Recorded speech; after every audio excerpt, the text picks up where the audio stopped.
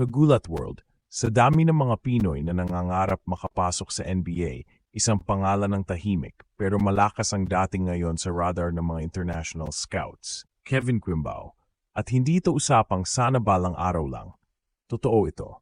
Totoo na sa mga listahan ng top Asian prospects na sinusubaybayan ng mga talent scouts mula sa NBA at iba't ibang pro league sa mundo, kasama na si Kevin Quimbao mula sa UAAP, KBL hanggang sa Gilas.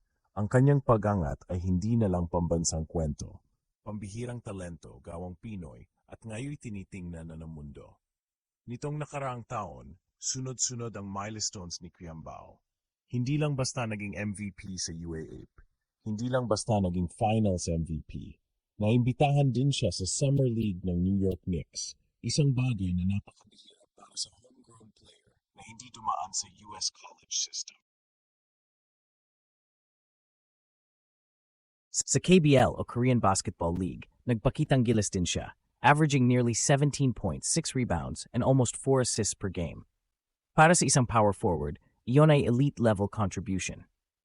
Pero higit pa sa stats ang bumihag sa mga scout, ang basketball IQ at playmaking ng batang ito ay napapansin na sa buong rehiyon. Ayon sa isang article ng FIBA noong 2024, isinama si Kevin sa listahan ng top 24 under-24 prospects in Asia para sa kanilang Asia Cup window. Doon pa lang, kagulat word, malinaw na, ang mga analysts sa international stage ay hindi lang basta pinapanood si Kevin, sinusukat na ang potential niya sa global level. At kung susuriin mo ang profile niya, hindi ka magtaka kung bakit. He plays like a big man, thinks like a guard, and moves like a wing. Isang hybrid na napakabihira sa Southeast Asia. Pero teka lang, anong klaseng laro ba talaga ang meron si Quimbao? Kung susumahin natin, maraming Pinoy fans ang nagko-compare sa kanya kay Nikola Jokic.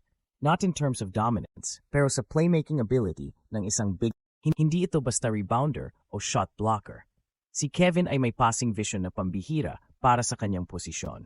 Kung may dumidepensa, kaya niyang itapang bola sa backdoor cutter. Kung nasa perimeter siya, kaya niyang magsimula ng open sa gaya ng point guard.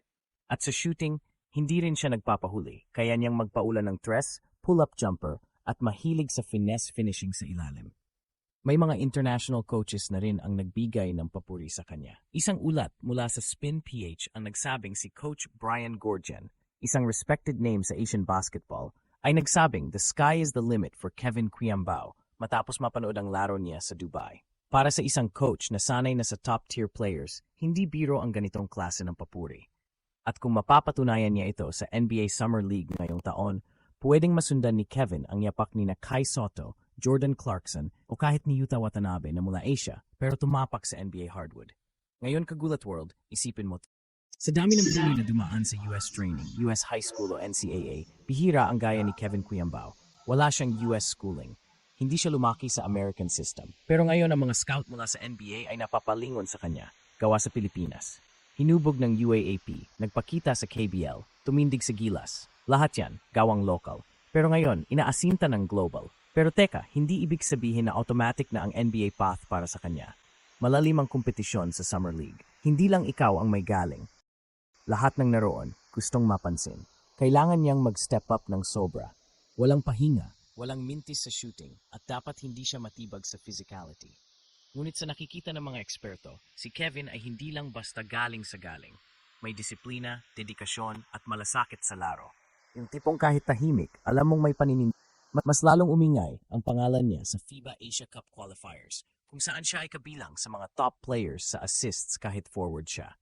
Saan ka pa nakakita ng ganon? Usually, guards ang nag-a-average ng 4+ assists per game. Pero si Kevin, kahit sa frontline, kaya niyang tumayong floor general. Kaya hindi nakapagtataka na ang mga scout ay nagtanong, sino tong Quimbao na to? At mula doon, hindi na siya binitiwan ng radar. Pero kagulat word, ang pinaka-nakakabilib dito ay ang kanyang puso para sa bansa. Hindi niya ginamit ang KBL para iwanang Gilas. Hindi niya binitawan ang UAP kahit pwede na siyang mag-Asia stint. Nananatili siyang loyal sa mga pinanggalingan niya. At kung sakaling makapasok siya sa NBA, hindi lang ito tagumpay ng isang player. Ito ay panalo ng bawat batang Pinoy na naniniwalang pwedeng umangat mula sa sariling bakuran. Mahalagang tandaan, sa lahat ng analysis, stats, hype, ang kuwento ni Kevin Quimbao ay kuwento ng Pilipino, tahimik, underdog. Pero kapag binigyan ng pagkakataon, umaalagwa.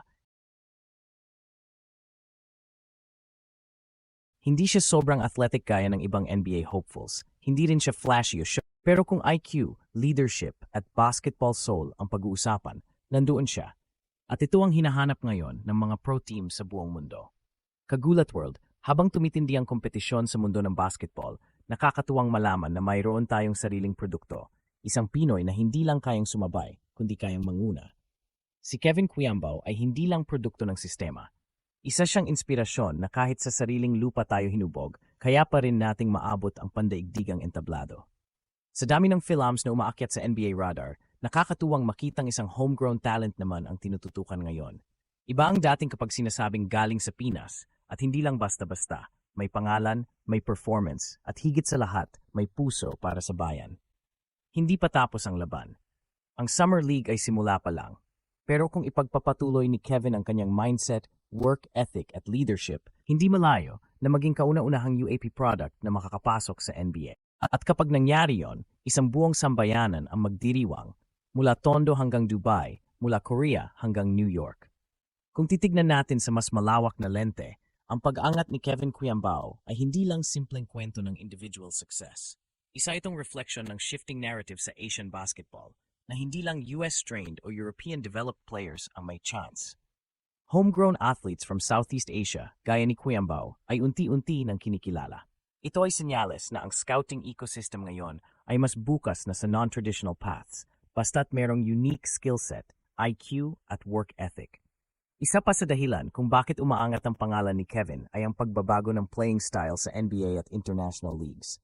Mas pinahalagahan na ngayon ang mga positionless players, mga big men na may kakayahang magdala ng bola, mag-distribute ng play, at mag-space ng floor. Si Kevin ay swak sa mold na ito. Hindi lang scorer kundi facilitator, hindi lang rebounder kundi playmaker. Ito ang naglaglagay sa kanya sa unahan ng mga Asian prospects ngayon. Sa ekonomiya ng modern basketball, valuable ang mga player na hindi kailangang ipwesto lang sa isang role. Ang versatility ni Cuyambao ang kanyang pinakamahalagang selling point. Kung mapapanatili niya ito sa Summer League, habang pinapakita rin ang kanyang efficiency at defensive reads, tiyak na mas marami pang scouts ang maglalagay ng star mark sa pangalan niya. Hindi lang para sa G League, kundi pati para sa long-term NBA development. At huwag nating kalimutan, Kagulat World, na ang momentum ni Kevin ay nakaangkla rin sa suporta ng Gilas Pilipinas. Dahil sa exposure niya sa FIBA Games at Continental Competition, nasusukat ang kanyang impact laban sa ibang Asian powerhouses. Kung sa FIBA pa lang ay nakakalamang na siya sa mga counterparts niya, paano pa kapag na-harness ang galing niya sa structured pro system sa Amerika? Yan ang tanong na gustong sagutin ng mga NBA teams ngayon.